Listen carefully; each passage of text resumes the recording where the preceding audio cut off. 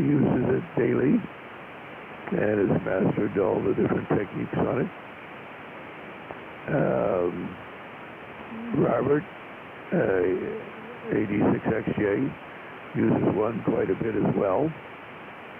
So those are the two people I would recommend that you talk to. I actually have both of them. The smaller one I cannot see anything. I can't read it at all with my eyes. I can't see anything. Can't use it. It's too small. The other one is probably useful, but I haven't taken time to learn it. So what can I say? My comet analyzer for everything I do, because it has real needles, and I can see it in bright sunlight. That's what I do for analyzing antennas or impedances, and it has a digital readout as well with graphs and charts built in. So it's so easy to use. It won't give me a Smith chart and all this other fancy stuff, but for what I do, it's sufficient. Okay, let's go to Tom, AJ6TT in Hemet.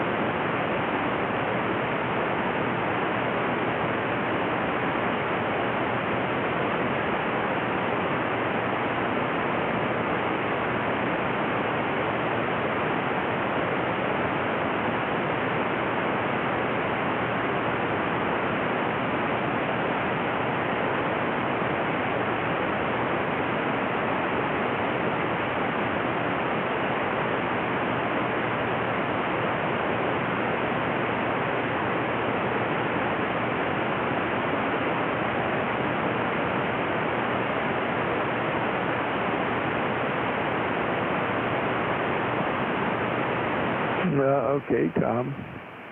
Yeah, we're working with Tom on our solar panel to charge the battery for emergency power. And thanks to Mark there, we got the batteries in the panel over here. And I'm building a structure to hold it. I looked up, Tom, some structures that were available. I have a lot of material here, but you don't. But you might look up some of them. There's one that looks reasonably good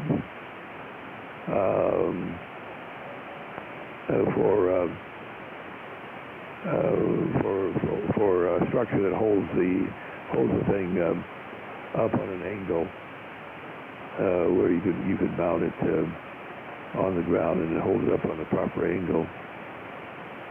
I'll have to look that up with you and talk about it sometime. I'm in the process of getting square stock that I have here and figuring out how to build my own to do that. I'm going to build not only be able to lean it up like that, but I'm going to build it in a sled form out of pipe, all the different kinds of pipes I have around here, where I can literally move it like a sled and position it where I want it. And the more I look at it, it's so big I can't really put it up here at the gate. It's not going to end up being down below, but that's okay.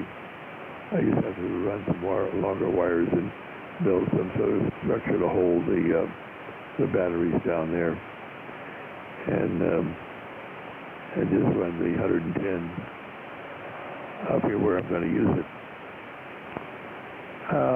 All right. Let's see if Gary might be with us this morning. WA7BIP.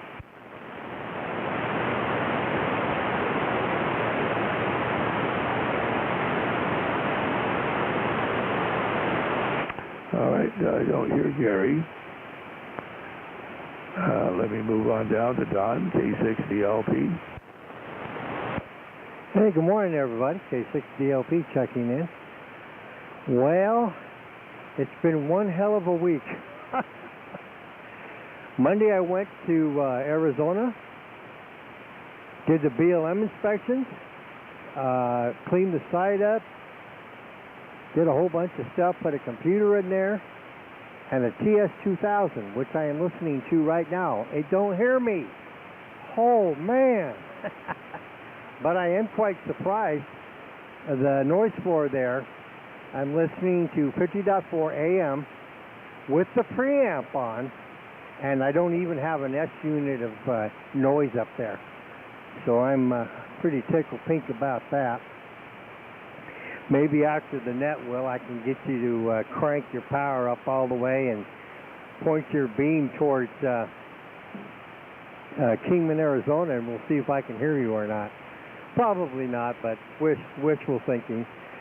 So anyway, on the way back, Tuesday, got back Tuesday night, parked the truck, got up the following morning, tried to start the truck, and the motor had frozen up. So I lost the bearing or something, and the motor basically told me, go pound sand. So I immediately went down, because I knew what it was. Been kind of expecting it. And bought me a brand new Silverado. Ooh, that hurt. So as we speak, I'm building a new box for it. Oh man, I tell you, building up a new truck is a real pain in the rear end. And that's the excitement for now. Hope everybody stays cool today. I will be here for the second go-around.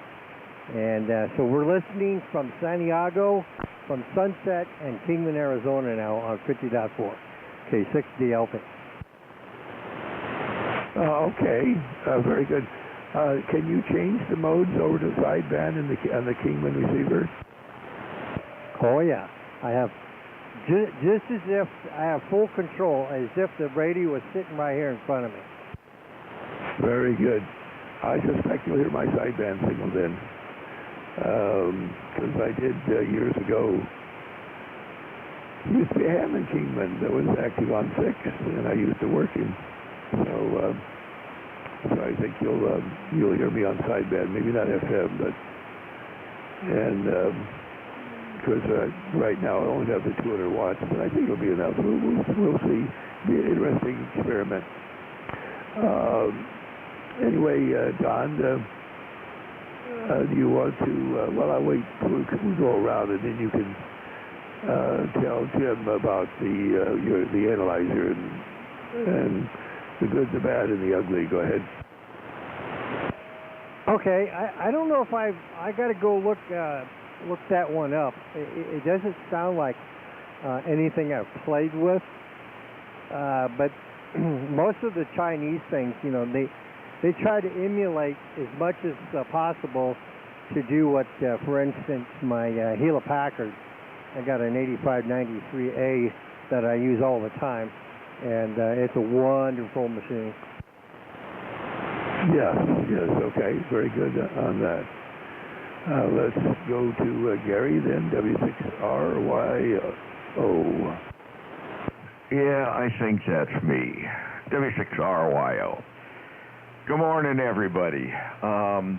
Jim, I have a tiny SA. I find it very useful. I've actually got a Signal Hound spectrum analyzer that I use here on the bench. But the biggest use I've found for the tiny SA is during the T-hunts. I built a little tube that goes in so I can look at it in daylight, and it gives me a very good reading of signal strength, because a handheld or whatever you're going to do, especially the 6 meter, it's just hard to get a good signal strength reading. So that I just set it the center frequency and set it for a very limited scan, so I can watch it go across and I get a visual indication and also a reading of the signal strength. But it does what it says it does. It's a very nice unit. I've also got the vector analyzers, one of those little ones. And while they can work as a spectrum analyzer, they have some problems. But the Tiny SA, just, you want to look at something, it's a real quick way to look at it, so you're covered there. So, other than that, what else is going on? Not much. Oh, Don, something to think about, and we'll talk about later. How about 2 meters up on Sierra? There's 147.525 is actually allocated for a crossband. It's a simplex frequency that's allocated for crossband, and there's really no activity there. So I was thinking putting it up there, it'll just give a way to turn on and off and have an output. It would only output what comes in on the 7100 receiver. So think about that. We'll do that. And a funny thing about that frequency, back in the late 60s, early 70s, when we were doing 2 meters, and everything was crystalled, and so everybody is on 146.52, 54, one of those simplex frequencies or a repeater. The group all got crystals for 147.525, and we called it Channel X, and that gave us a little bit of privacy. When you're on the repeater and you look at somebody, hey, go to Channel X. And without the tunable receivers, had a hell of a time finding us. So, yeah, 147.525. Well, I'll remember that frequency forever. So, yeah, I'll talk to you after the net or a little bit, Don, to see what you think about all that. But it's just a thought. So, other than that, I can't think of anything else that's going on here today. Most of my projects are out of the way, so I may not have an excuse to not clean up my room. I'm sure I'll come up with something. So anyway, that's about it for me. I could blabble for a while, but my blabbling chip is running out. So let's see. I talked to Jim, told him, okay, yep, I think I covered everything. So back to you, Will. AA6DD, W6RYO. W6RYO, AA6DD. Yeah, I remember all those days. Clegg was still a real company, really producing stuff into the early 70s, actually. And they produced an AM/FM transceiver for 2 meters with a nice circular dial on receive and a small VFO built in, and significant power. It was like I'm trying to remember if they were using a compactron or what in the final, but it was better than a 2E26 as far as the power output was concerned. I fixed in my brain that a 2E26 on 2 meters was like 3 or 4 watts if you were lucky. But the Clegg, I think, put out about 15 watts or so, fully plate modulated. And the sad part is, in my opinion, they never made a 6-meter version. And I think they had all the parts, if you're going to punch a chassis and put all these parts in there, to have made a 6-meter version would have been very, very easy. It was a fully solid-state receiver, vacuum tube only transmitter. And then as time went on, the next transceiver they brought out was FM only. And they did away with the VFO, and you had only crystal control transmit position for a tunable receiver. And I thought that's just, if you want to add the crystals, fine, but what the hell, get rid of a VFO that was actually working. Go ahead. Hang on, slid across the room here. I remember the Cleggs. Yeah, I do. And let's see, the first one I had that wasn't crystal controlled was the Heathkit HW17 for 2 meters, and it was crystal control transmit, but it had a VFO receive. So I remember that guy. But yeah, back in those days, you know, you international crystal, and if you wanted a self-controlled VFO that just kind of wandered around, Cal Crystal did a good job. But they kind of went wherever they went. Go ahead, Will. Oh yeah, the Cal Crystals were cheap, but that's what you got. Okay, let's see if Kim might be with us, K6YYL. Yes, good morning, Will. AA60D, K6YYL, and the net. And I have the numbers if you're ready for those. Oh, sure, go right ahead. Okay, and I am live streaming right now the net here, so, okay. Sunspots, 205. Solar flux index, 186. The A is 14, and the K is 3. And I thought we had some activity on the sun coming soon or something. I didn't get a chance to really look into that yet. I've been a little busy here. So go ahead, Will. AA60D, K6YYL. Okay. Yeah, well, the 440 talkback is up working, Kim, if you're not familiar with that. I'm not sure what exact frequency is on over here behind me, but it is up working, and I'm hearing you good, both direct and through the talkback. Let's see if Mark may be with us this morning, AG6ZR. AA60D in the group, AG6ZR. A whole lot going on in the operating sphere. I think talked to Jamie yesterday. He has put up the R5 that I put together for him. That's my first test case. I guess that's somebody else who put up that antenna. Yeah, I think we have 2 or 3 of those. Anyway, reported good results. I guess he worked Australia and study somewhere else, 2 or 3 domestic stations. He's only got it up 10 feet in the air. I lowered it and raised it up higher. 2-watt stadium, 40 meters also. He has something I was unfamiliar with, ICOM 8H4 auto tuner.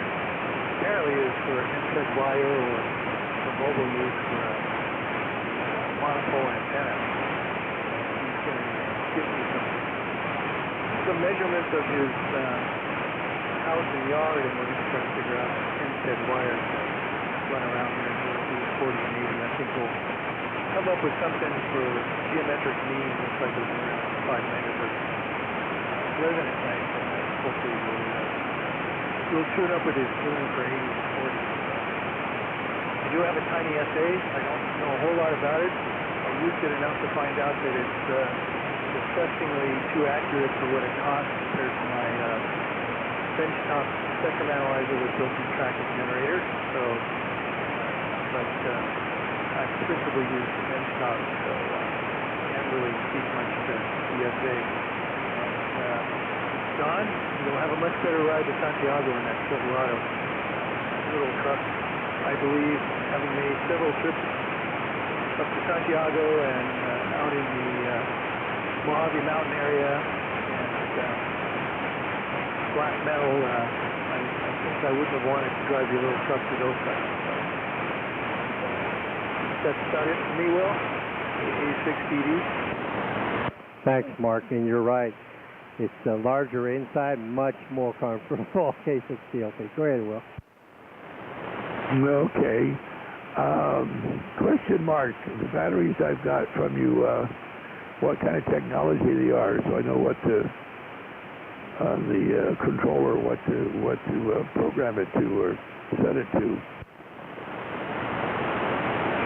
Those are 70 amp hour sealed lead acid battery.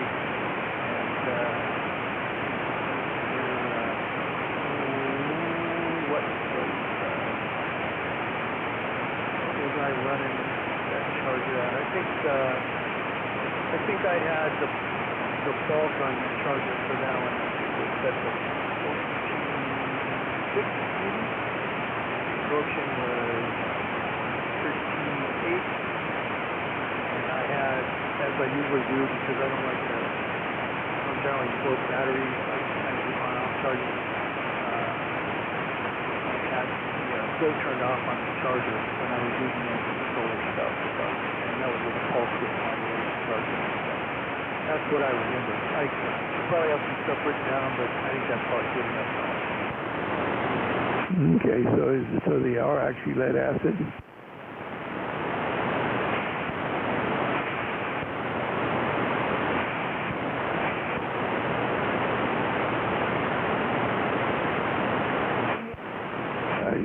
I don't know if you're responding or not there. Okay, very, very good, Mark. We'll continue on and check on the next time we go around here. Let's see if Rich is with us, W6BRC.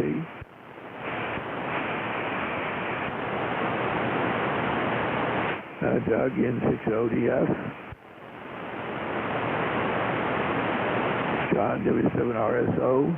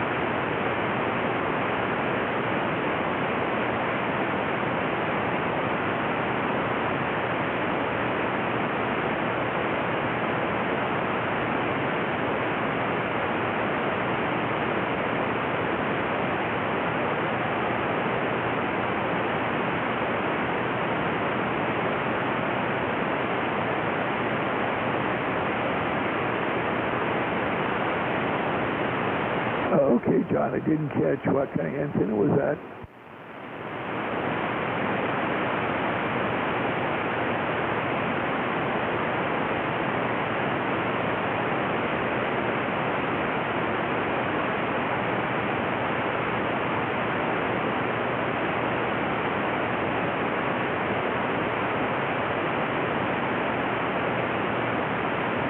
Okay, very good, John. Let's go to Dana, N7UFT.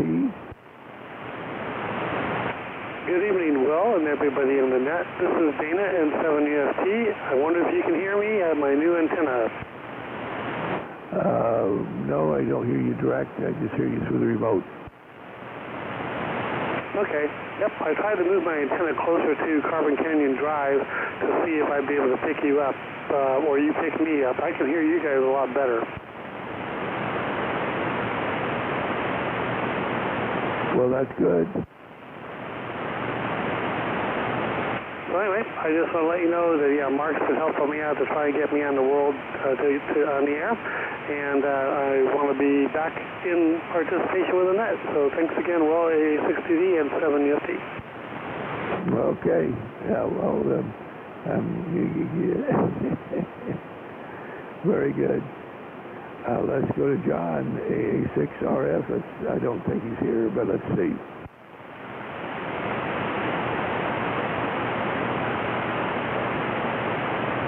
Yeah, he's in Northern California visiting his mother for a week or two. Let's see if Chris may be out there, KF6LEX.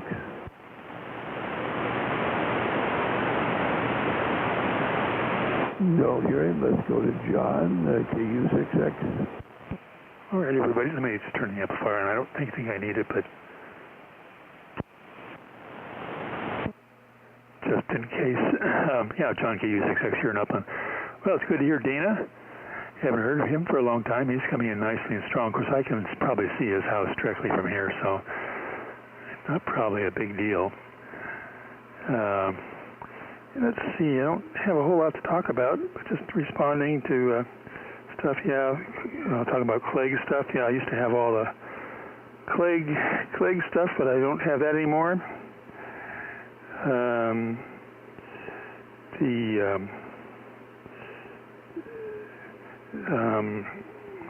Trying to read my stuff here. interesting on that buddy hex beam. Yeah, my experience with Field Day is certainly operating on the 2015 and 10 that a beam worked much better than any wire antenna I'd ever tried. We put up all kinds of V antennas from really tall trees. Tried about everything. Then one year we got around to putting up a Cushcraft A4, and I think it was like a night and day situation between what we could work with that antenna versus what we were able to work with all our V beams and stuff. That's my experience from quite a few years ago. That was, I guess we were operating a sideband there toward the end. Yeah, we were operating a sideband at that point.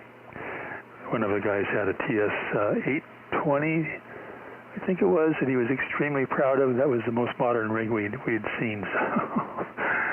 Oh, well, those days are gone. As far as 6-meter stuff, I do have, I've got a number of radios around here that need to get working. I do have that Solar working.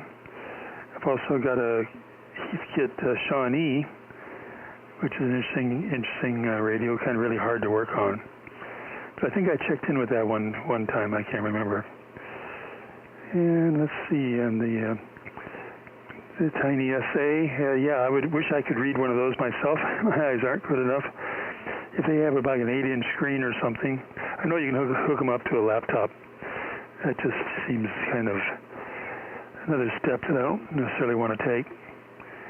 But I do have a second generation HP with all the a lot of plug-ins, which I used last time about 6 years ago when I was working on my solid state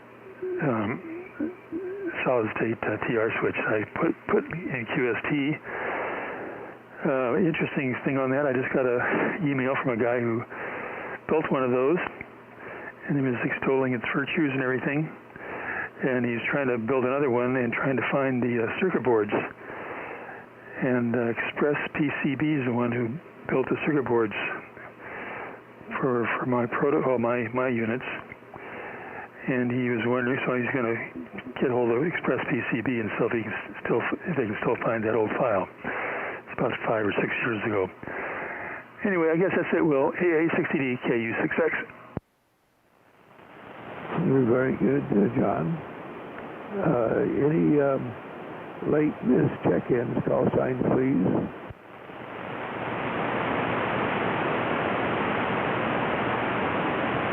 Not hearing any. Well, give Jim a little chance to get up to the radio. The ICOM AH4, this is to Mark, or addressed to everybody actually, but is actually a superb tuner. Paul, North America 6 Radio, when that unit first became available, he installed it in his vehicle, and they had a separate antenna. It was very expensive. It mounted on the side of the car, and the whip went up quite a ways. It was like a military whip, and the H4 would tune it against the chassis of the car. And Paul did not want to spend a huge amount of money for that whip. The H4 was already, took a little bit of money, but, and so he asked me what did I recommend, and I said, well, it's going to be a little short, but why don't we just try a normal CB stainless steel whip and a spring and a regular mount. It'll be a little shorter than the military one, but if we install it right, it should work okay. So we did that, and it has a single high voltage output, and then it had a chassis ground that you put a hook to your chassis, but it's on the back of the tuner. It's where the control wires come in and where the coax comes out. and you end up, grounding that to the chassis of the vehicle. And it tuned, it tuned 20 through 6 meters and performed very well on those bands. It could even tune 40, but the performance was garbage because, the efficiency of that, just the voltage spike was worthless on 40. But if you wanted something really convenient driving down the road, you could push the button there and go from 6, 10, 12, 15, 17, 20, and have decent performance. Now, there's no reason that you couldn't tune not only either a long wire, or you can tune a tune feeder. You get the current up higher, away from it, and more efficiency. You would simply have to have your high voltage ladder line go to the high voltage ceramic bolt output and run another longer ground wire over to its chassis grounding system in the back. And then it would be a balanced line system, easier to match than a long wire. And my design, tune feeder, the AA680 medium impedance on all bands, is 55-foot wire on each side. Now, if you want to go all the way to 150 meters, you have to do 110 feet on each side. But 55 is a good compromise. Its performance on 80 is maybe down a dB from a full-size antenna.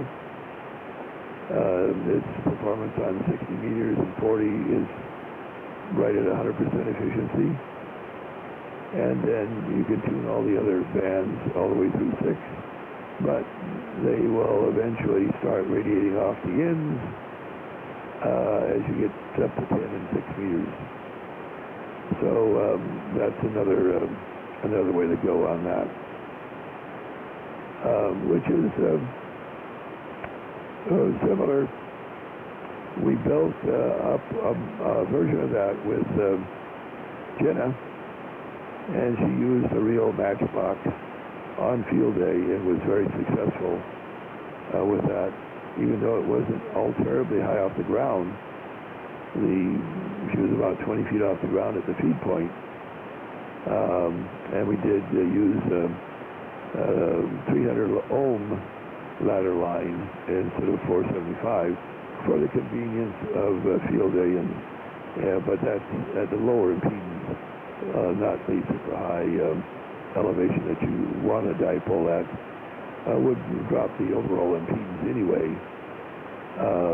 But she had practiced tuning it here and put up a tuning chart before she left, and then when she used it on field day, it was all worked out as far as I can understand perfectly. All right, Jim should be waiting for us. WA6YOS.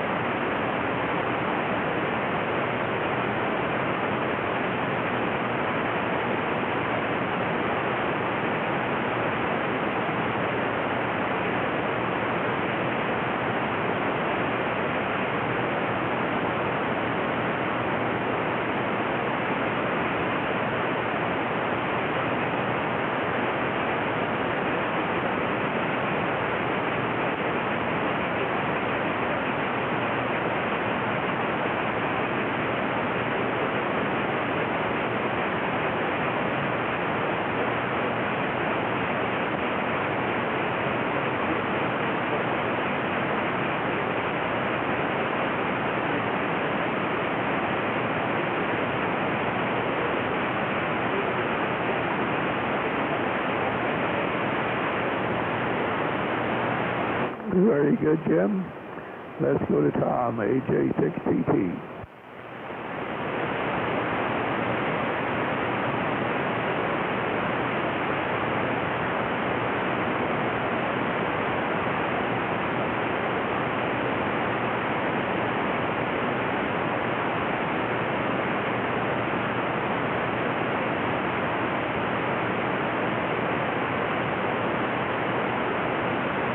Okay, Tom, very good.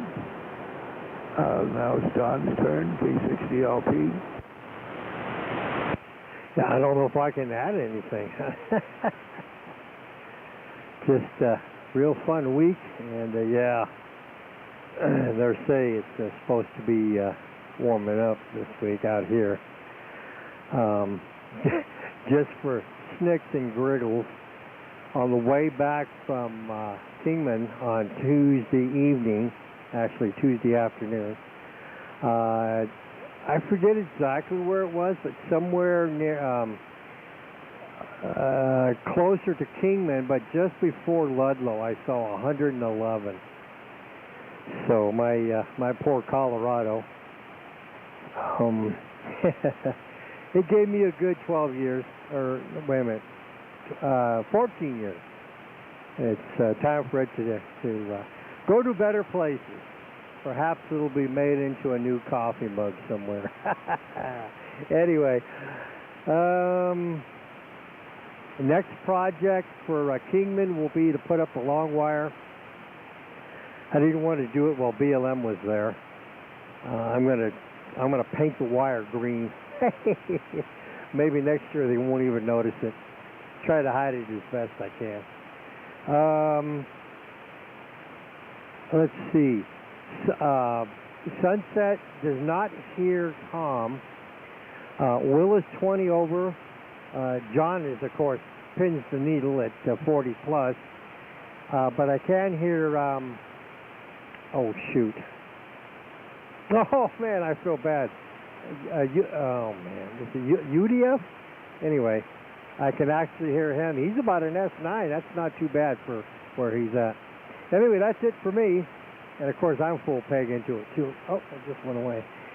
And we'll go from there. I'm going to be baking in the sun here all day. Try to get this truck done so I can go back to work, so to speak. K60LP. Go ahead. What's the output for Sunset? Sorry about that. 446.3. Thank you. Oh, but you're expecting to hear it right now. I'm hearing it over the internet. I have to go make up I did some testing here in the shop, and I discovered I made one of the cables ass backwards. Dummy. So possibly next weekend you'll be able to hear it come down on that channel. Okay, cool. Yeah, that'll be good for Dana, UFC. I hear him direct now. He moved his antenna, but he's looking right at something. Cool. All right, thanks, Don. Awesome. Thanks, John. K60 open. All right, Gary, W6RYO. Yeah, I'm still here. Lived through all of that. Made a few notes while everybody was talking because these days I have the memory of a flash cube. Kim, I want to tell you how much I enjoyed your visit a few weeks back. I know it's kind of late, but I enjoyed meeting your husband, and he's a pretty smart guy, so I wanted to make sure that I said that. And let's see, what else? Oh, RSO. What radio were you on the other day? Wait, you couldn't hear me? Go ahead.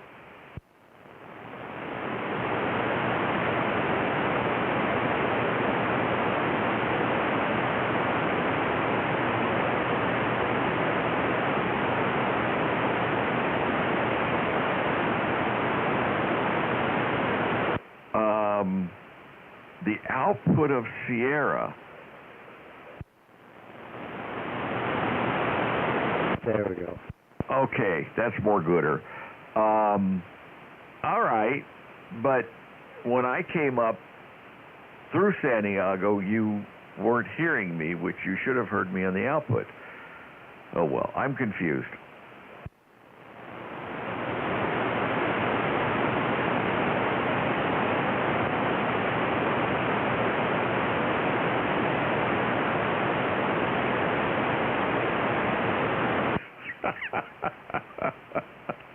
Okay, long delay echo, magic, conjuring.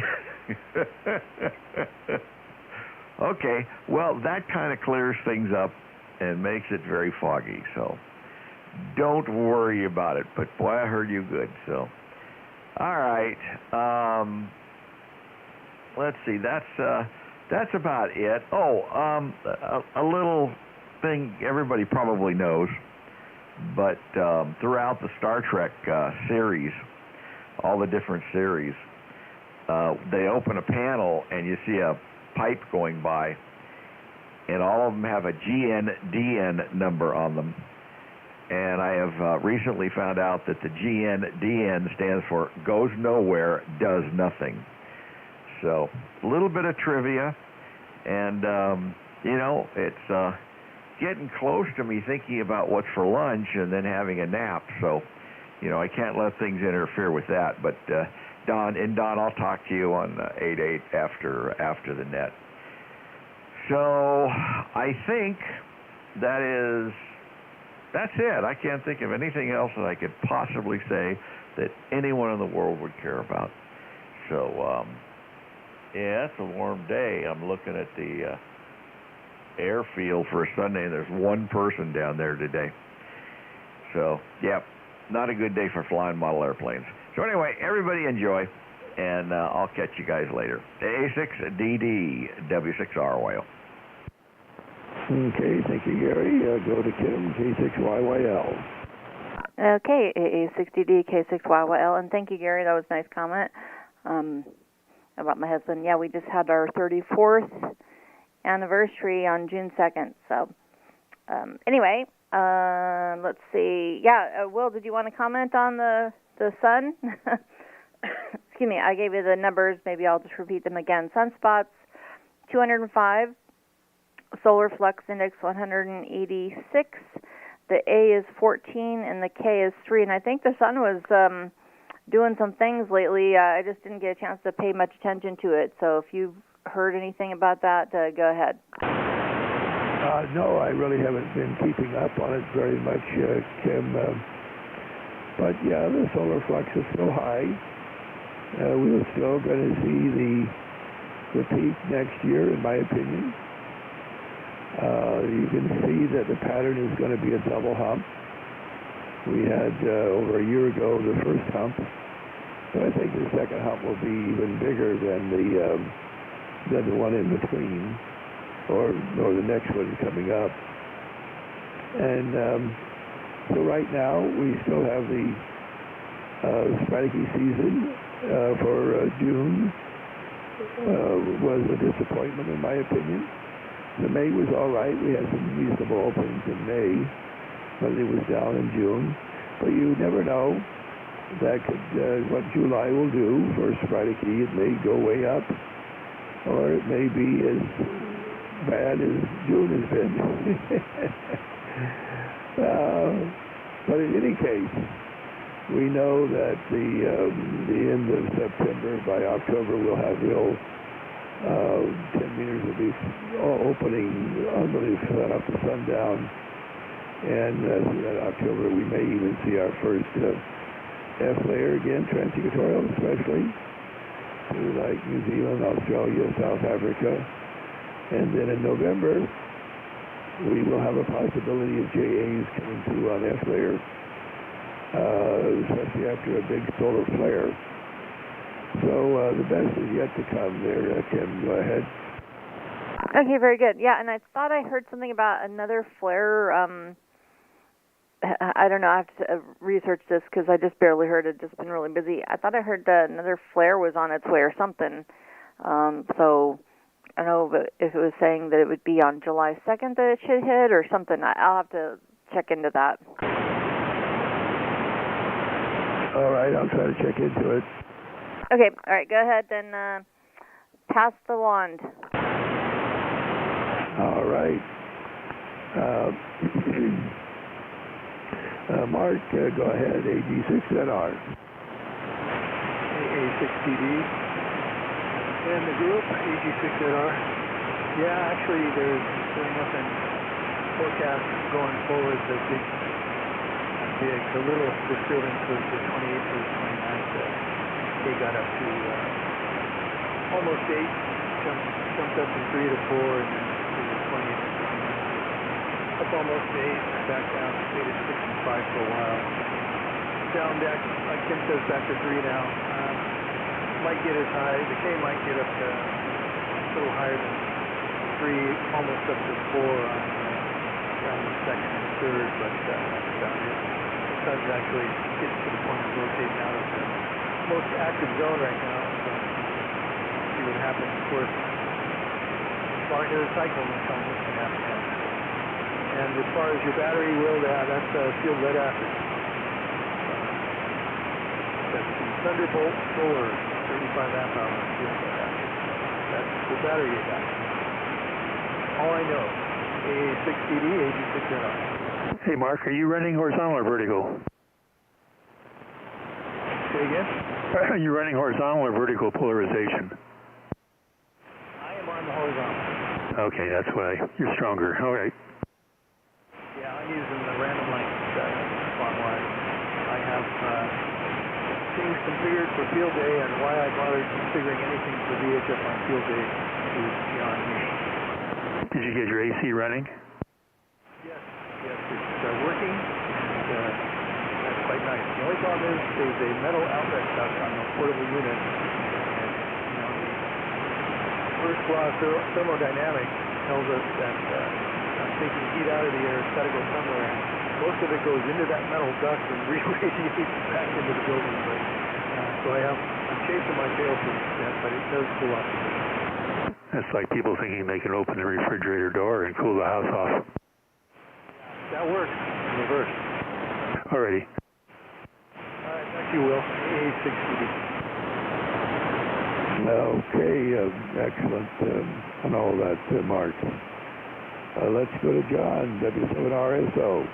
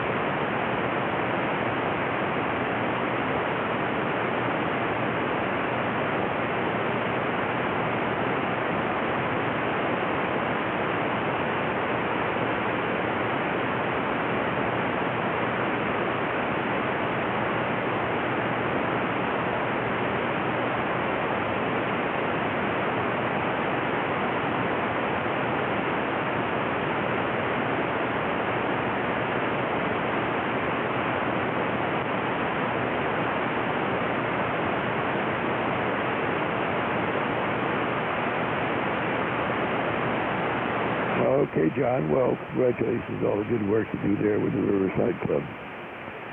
Dana, N7UFT. Hello again, everybody. This is Dana, N7UFT. Hey, I wanted to ask Gary a quick question. Which signal hound he has? What I have, what have I got? You said you have a signal hound, and I didn't know if you had the SC2000 or which signal hound you have. Oh, hang on a second.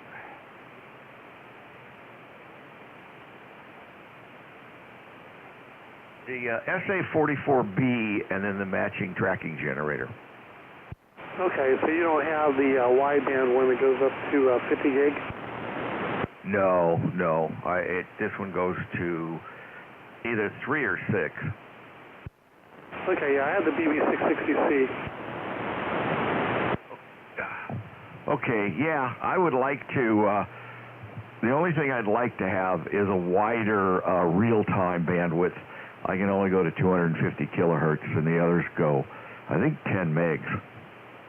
Well, the BB60C goes 40 for bandwidth. Yeah, that real-time is very useful, especially if you're looking for spread spectrum stuff. Okay, I just wondered because a lot of people are like, what is the signal hound? And I used to know them when they started in their garage, and what they've come to now in their latest box. Again, only $12,000 for what it can do with all the software free. You can't get a better deal than that, and I think it's a well-performing analyzer. Yeah, I've had it for several years, over 10, probably more than that, and they're great little units. Okay, yeah, I just wanted to ask you, and then again for Mark, the R5 is just doing unbelievably well. I went to a special net last night, and I was picking up everybody all over the world, and I'm not even high up yet. So thanks again, Mark. It's the SWR is almost flat, and it's tuned perfectly. So thank you again, and I look forward to working with you on the next project. Other than that, well, hope everybody is doing well, and it's good to be back. I'm still going to try and raise up my antenna. I'm trying to get closer to the Carbon Canyon Road so I can try and maybe squeak around the peak. But other than that, everything's good. So 73, and take care. M7 UFT. Very good, Dana.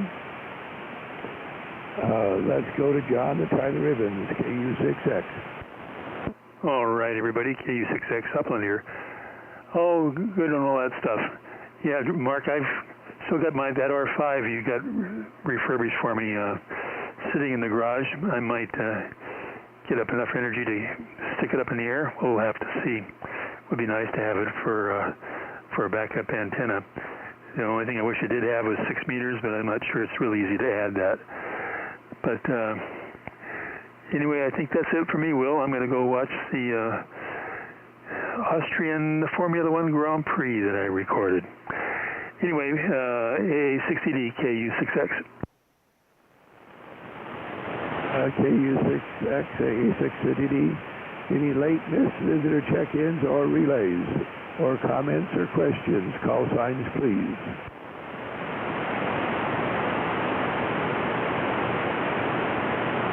All is quiet. AA630D will be clearing the AM roundtable. US line 50.300 and squelching it up. There was a station in there, I don't know if he can hear me or not. Last station, please identify again, K6DLP. Oh, it's Tom. What, yeah, go ahead, Tom.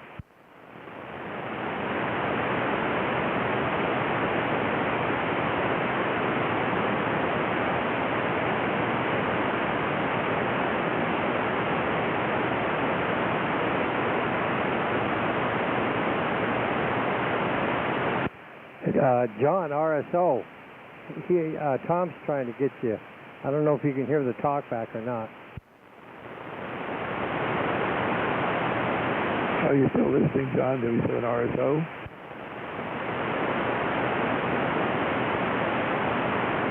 Does anybody have John's phone number, RSO's phone number or something, so that Tom can get a hold of him?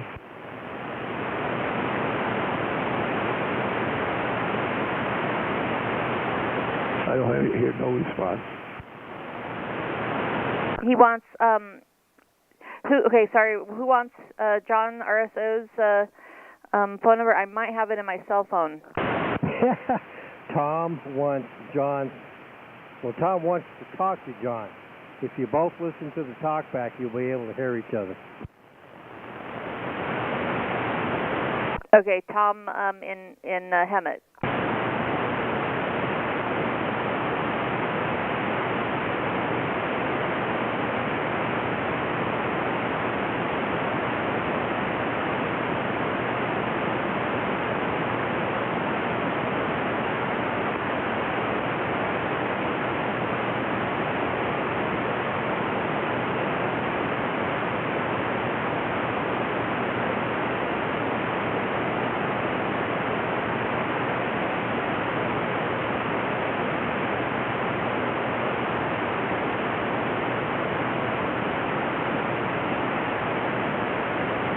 All right. Anybody else with anything else?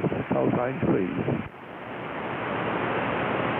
Hearing none, we'll clear the net and specify to 50.300.